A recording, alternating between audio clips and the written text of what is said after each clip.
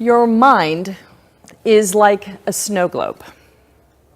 When it's agitated, it's really hard to see anything clearly. But as we set it down, give it some time, some space to settle, everything becomes more clear. And in our lives, when our minds are agitated, it's hard to see options, it's hard to see possibilities.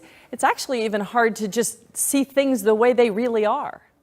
And I have found over the years of working with leaders that there is no skill as important as a settled mind.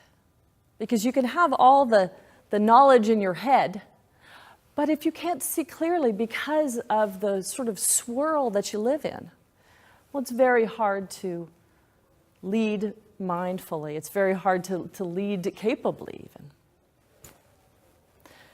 I was called in to work with a young leader, Stephen. And Stephen had all kinds of capabilities. The one problem was that his team really could not stand him. And the corporation struggled and asked me to come in and work with Stephen. I went in, sat down at the table in his office, and he sat down, and I looked behind him, and on the bookcase were dozens at least of all of the greats of leadership development. There was Stephen Covey and Good to Great and Peter Drucker, and he had it all, and he was fascinated by all of this leadership and management body of work.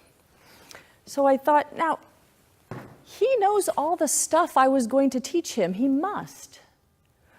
But somehow that wasn't translating into his leadership and being an effective leader. So in working with Stephen, I realized he had it all up here, but he lacked a clear mind, a settled mind, to be able to see what's going on. So actually, Stephen and I worked for our time together, not so much on the skills, but on settling his mind so that he could see clearly. Now, the word mindfulness is often used. That is the process of cultivating the ability to have a settled mind in real time.